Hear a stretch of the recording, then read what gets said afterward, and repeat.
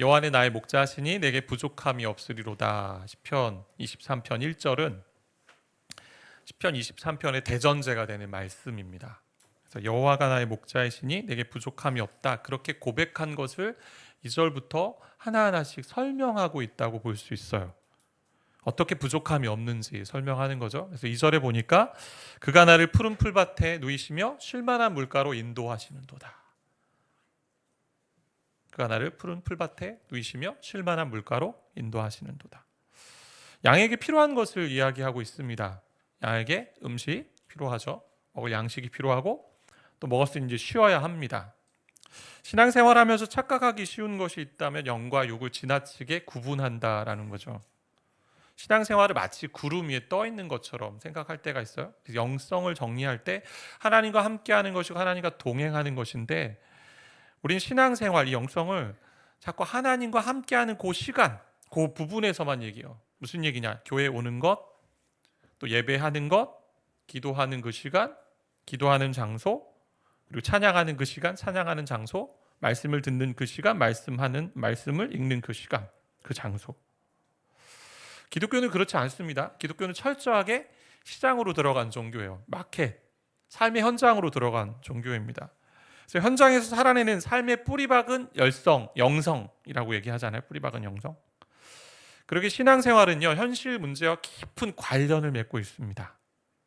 예수님의 비유 중에 많은 주제와 소재로 등장하는 것 중에 하나가 뭐냐면 돈에 대한 부분이에요. 돈. 예수님도 사람들과 함께 먹고 마시며 또 먹이시는 일들 하셨습니다. 일상을 사셨어요. 이런 점에서 먹고 사는 일 역시 영적인 부분입니다. 어떻게 영적인 부분이 되는 줄 아세요? 먹고 사는 것에 믿음이 묻어 있으면 돼요. 내가 돈을 쓰는 것에 믿음이 묻어 있으면 돼요. 내 돈에. 따라서 이러한 부분도 하나님 안에서 풀어야 합니다. 양을 치는 데 있어서 푸른 풀밭은 양에게 주는 그 푸른 풀밭과 쉴만한 물가는 그 양에게 있어서 현실적인 필요잖아요. 양식의 공급이고 쉼이 필요하고 물을 마셔야 되고. 강원도 평창을 지나서 동쪽으로 이동하다 보면 우리나라에도 양떼 목장들이 있지 않습니까? 그중에 이제 대관령 주변에 가면 그 목장이 아주 대표적인 것들이 많이 있는데, 사진을 잠시 보여주시면 이런 목장들이요. 더 푸른 풀밭을 좀 봐야 되는데, 어릴 적 사진입니다. 초록색 바지를 입은 아이는 제가 아니고 저희 아들입니다. 아들. 자, 2절을 묵상할 때 양들이 초원에서 풀을 뜯고 있는 모습을 우리는 상상하게 됩니다. 풀이 막 무성한. 근데 이스라엘 지역은요, 그런 초원이 넉넉한 지역이 아니었어요. 남북으로는 산맥이 있어서 고원지대, 골짜기가 있었고, 동서로는 이제 간간히 평야 이런 것들이 있었는데, 전 세계적으로 양털로 유명한 곳이 있다면 미국 서부 지역하고 뉴질랜드라고 얘기합니다. 그 나라들처럼 넓은 평야와 초원이 있는 나라가 이스라엘은 아니었어요. 베들레헴과 레바논에서 30번의 겨울을 보낸 한 성경학자에 따르면 이렇게 이야기합니다. 이스라엘에서 푸른 풀밭을 볼 수 있는 것은 기껏해야 1년에 석 달 정도밖에 되지 않는다고 합니다. 그러니까 9개월, 10개월 정도는 온통 갈색 풀밭이라고 해요. 그러니 목자가 목초지나 푸른 풀밭을 찾는 것은 쉽지 않습니다. 이런 사진들일 수 있을 것 같아요. 또 보여주시면, 그러니까 목자가 험한 땅을 찾아서 어떻게 해요? 편편하게 하고 고르게 해서 돌뿌리를 뽑아내고 물기를 내고 목초를 기르고 양을 먹이는 그런 거죠. 목자가 땀 흘려서 조성해 놓았기 때문에 푸른 풀밭이 생기는 겁니다. 그리고 물가를 찾아가는 것이죠. 엄청난 수고가 있었습니다. 목자에게. 쉴만한 물가는 어떨까요? 영어로 잔잔한 물가, 조용한 물가라고 되어 있습니다. 쉴만한 물가가. 원어로는 쉴만하다라는 이 단어가 안식, 평안이라는 뜻도 가지고 있는데, 자, 풀을 뜯어 먹었으니까 물도 먹어야 됩니다. 근데 양은요, 흐르는 물에서는 절대 물을 먹지 않는다고 해요. 양은 물에 대한 공포가 있습니다. 왜 그런 줄 아세요? 양은요, 헤엄을 치지 못하는 동물입니다. 많은 동물들이 헤엄을 치는 것 같은데 양은 그렇게 하지 못해요. 이유는 이 양털이 물에 빠졌을 때 물을 확 흡수하니까 양은 수영하기가 어렵다고 해요. 그러니까 아무리 목이 말라도 흐르는 물은 마실 수 없습니다. 거센 아주 큰 강물 소리만 들어도, 세차게 이렇게 흘러가는 강물 소리만 들어도 양은 두려워하고 겁을 낸다라는 거죠. 그래서 목자가 물을 먹이기 위해서 어떻게 해요? 잔잔한 물가로 데려가거나 아니면 흐르는 물을 막아가지고 뭐 돌멩이나 어떤 흙을 가져다가 막아가지고 물을 먹여야 된다라는 거예요. 양은 이렇게 양식을 먹고 물을 먹고 배불렀기에 쉬며 안식하는 겁니다. 결국 푸른 풀밭에 가서 양을 먹이고 잔잔한 물가에 가서 물을 먹게 하고 누이게 하는 것, 누구에게 달려 있어요? 양에게 달려 있지 않아요. 목자에게 달려 있습니다. 목자의 수고와 헌신 때문에 그렇게 살 수 있는 것이 양입니다. 목자가 미리 준비하고 미리 알아봐야 되고 미리 풀밭을 만들어야 되고 미리 물가로 인도해야 됩니다. 그래야만 살 수 있습니다. 여호와가 목자 되시면 이렇게 푸른 풀밭 쉴만한 물가로 인도하시기에 부족함이 없다라는 걸 2절에 설명하고 있는 거죠. 현대 신앙인들에게 이야기한다면 너희의 오늘 양식 걱정하지 말라는 거예요. 무엇을 먹을지 무엇을 마실지 걱정하지 말라. 내가 다 채워준다. 내가 다 공급한다. 그러니 너는 평안히 쉬어도 된다라고 말씀하시는 거죠. 기본적인 필요 하나님이 책임지십니다. 먹고 마시는 것 책임지십니다. 이스라엘 백성들은 광야에서 그런 거 다 경험하며 살았습니다. 하나님이 먹이셨어요. 하나님이 마시게 하셨어요. 양식을 주셨습니다. 만나 메추라기를 주셨고 때로는 물이 없다고 할 때 물을 내셨습니다. 그리고 신발이 헤어지지 않게 공급해 주셨습니다. 공급이라고 하니까 남과 비교해서 하나님 저 사람과 비교할 때 이것도 없고 저것도 없어, 그거 다 채워주신다는 게 아니에요. 기본적인 양식, 필요한 양식, 일용할 양식 공급해 주시고 그것 때문에 평안을 누리며 살았다라는 것입니다. 자, 여러분의 삶에 그런 경험들 있으세요? 있으시잖아요. 지금도 그런 경험들 하고 계시잖아요. 그 경험이 신앙적인 체험이요. 그 경험이, 그렇게 먹이신 경험들이 쌓이고 쌓이면 믿음이 성장합니다. 제가 이제 미국에서 이민 목회 할 때가 있었습니다. 이민자의 삶을 살았잖아요. 미국에 사역하려면 차가 반드시 필요합니다. 우리나라와 같은 대중교통 시스템이 아니기 때문에 사역하기 위해서는 차가 반드시 필요해요. 처음에 이제 쓸 수 있는 차가 없어서 다른 목회자분들의 이제 도움을 받고 지냈던 시간들 좀 있었습니다. 한동안 사역하면서 이제 태워다 주고 태워가고, 아내와 자녀는 때로는 어떤 아파트라는 이름 속에 감옥이라는 이름 속에 이제 갇혀서 막 그런 느낌을 가지기도 하고, 어느 날 이제 양육하던 청년에게 전화가 한 통 왔어요. 이야기인즉 이모가 이제 새 차를 구매하면서 이모가 타던 차를 자기 이모 딸에게 주고 또 이모의 딸이 타던 차를 자기에게 이제 준다라는 거야. 이미 타던 차가 있었는데 그 차도 다 이모의 소유였는데 그 타던 차를 이모가 이제는 누구한테 좀 팔아야겠다. 싼 값에, 오래된 차니까 너 잘 탔고. 근데 그렇게 이야기하는 가운데 이제 제가 생각났다라는 거예요. 그래서 갑자기 이제 떠올라서 저에게 전화를 해서 제가 그 청년 이모를 만나게 되고 이제 선물로 이제 차를 받게 되었는데, 제가 이민교회 사역하는 동안 잘 사용하고 이제 한국으로 돌아오게 되었습니다. 사역을 어떻게 할까 고민하고 기도하는 가운데 미리 예비하시고 공급해 주신 것 제가 깨닫게 되었죠. 하나님은 양의 형편을 가장 잘 아세요. 저와 여러분의 형편을 가장 잘 아세요. 옆에 있는 사람 잘 몰라요. 내가 어떤 게 필요한지, 어떤 게 당장 필요한지. 근데 하나님이 가장 잘 아세요. 지금 먹을 풀이 필요하구나. 지금 마실 물이 필요하구나. 그리고 지금 누워 안식해야 되는구나. 그분이 우리의 공급자 되시는 목자이십니다. 양은요, 스스로 물을 찾을 수 없고 푸른 풀밭 찾아갈 수 없습니다. 구할 수 없습니다. 나가서 찾아보았자 맹수들의 위협의 대상이 되는 것이고 잡혀 먹을지도 모르는 가운데 있습니다. 그리고 나가봤자 길을 잃고 방황해서 낭떠러지로 떨어지기 쉬운 게 양입니다. 그래서 2절의 말씀은 하나님이 공급자라는 사실을 신뢰하며 살라라는 말씀이에요. 아무리 우리가 열심히 일해도 그분이 주시지 않으면 얻을 수 없습니다. 기본적인 필요 하나님 통해서 오는 거예요. 저와 여러분 정말 먹고 살 것이 없어서 그런 시간이 너무 오래돼서 몇십 년이 되어서, 몇십 년 되면 죽겠죠. 하여간 몇 년이 되어서 이제 죽어야 하는구나, 그런 때가 있었습니까? 오늘 아침에 무엇을 먹을까 매일매일 걱정하십니까? 하나님 공급자 되시는 거죠. 그러면 안식, 평안 누리게 됩니다. 시편 127편에 이런 말씀 있잖아요. 너희가 일찍 일어나고 늦게 누우며 수고의 떡을 먹음이 헛되도다. 그러므로 여호와께서 그 사랑하신 자에게 잠을 주시는도다.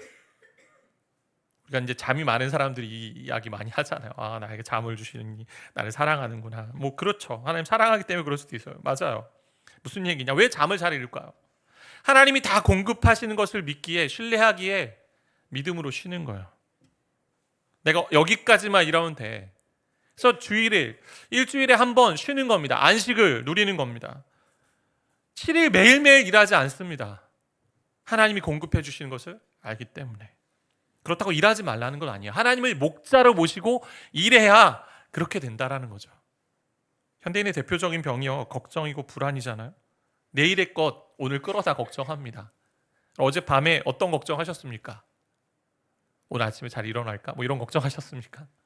뭐 저는 가끔 그런 꿈을 꿀 때가 있어요. 어떤 꿈이냐면 5시가 이제 오늘 예배잖아요. 4시 58분에 일어나서 막 들고 나와야 되는 막 그런 꿈.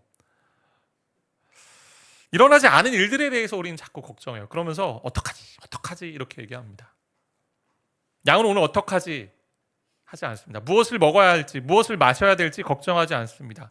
충분히 먹고 쉬면서 있는 동안, 야, 내일은 어떻게 먹지? 내일 어떻게 마시지? 내일 어떻게 쉬지? 어떻게 누울지? 염려하지 않습니다. 왜 그럴까요? 이렇게 먹는 것과 쉬는 것이 누구에게 달려있음을 알기 때문에, 목자에게 달려있음을 알기 때문에.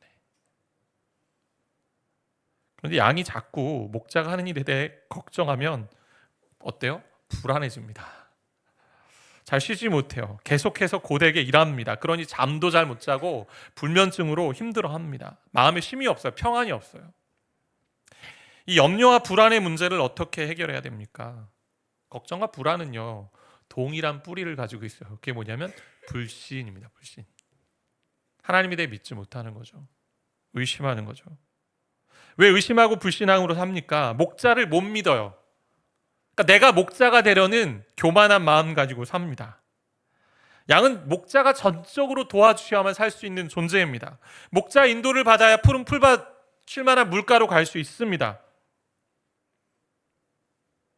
내가 먹고 사는 모든 문제, 평안의 문제, 주님께 달려 주님께서 해결해 주셔야 되는데 내가 해결하려고 합니다.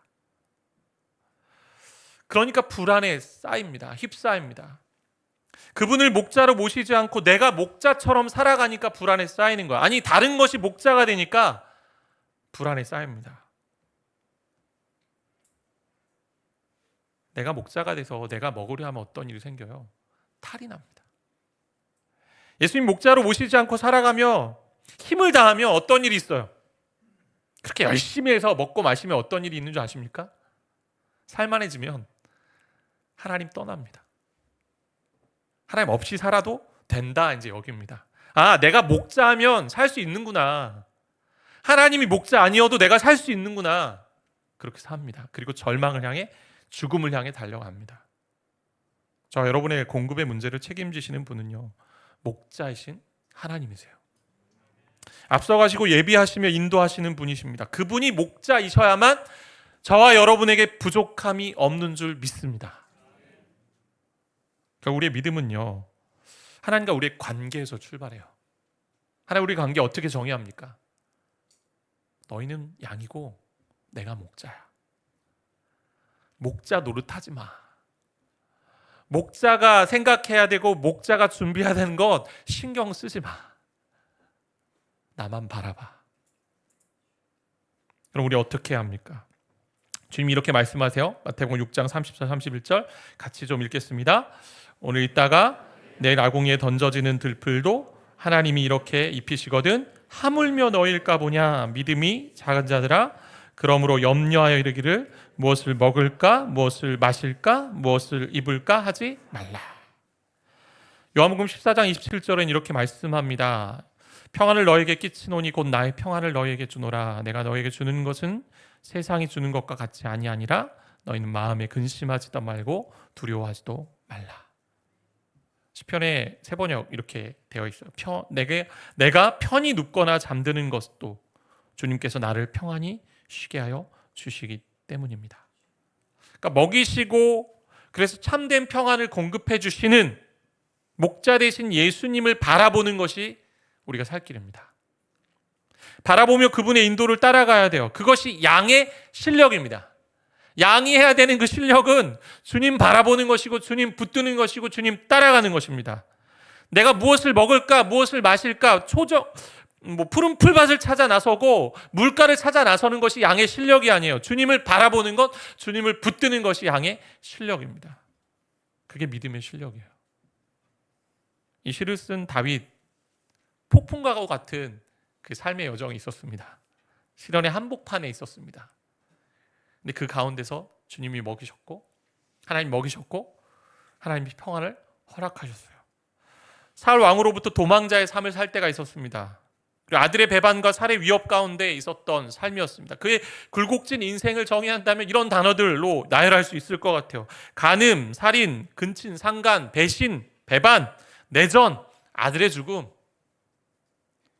이런 엄청난 고난과 고통의 현장 가운데, 그런 현장 가운데서도 하나님이 목자 되시기에 나는 부족함이 없었습니다 라고 고백하는 거예요.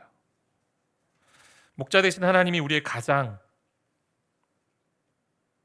필요를 아시고 적절하게 인도하시는 분이십니다.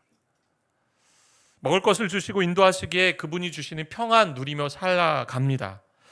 우리의 가는 길 다 알지 못해요. 그렇지만 한 걸음씩 가는 겁니다. 찬송가의 고백처럼 다 알지 못하지만 한 걸음씩 한 걸음씩 날 인도하여 주소서. 이렇게 한 걸음씩 하루 바라보며 가면 됩니다. 오늘 공급해 주시는 그 하나님 의지하며, 주님, 주님 안에 사는 것만이 진정한 행복입니다. 이 세상의 기준으로 낮아지거나 혹은 높아지거나 때로는 가난해지거나 부해지거나 어떤 상황에 있던 간에 상관없이 목자 되신 주님 바라보며 따라가는 것이 푸른 풀밭, 쉴만한 물가로 가는 길임을 내가 믿습니다. 그게 행복이에요.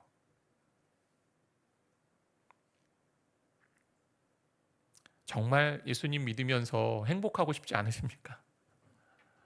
내가 너무 내 인생을 쥐고 있어서 그래요.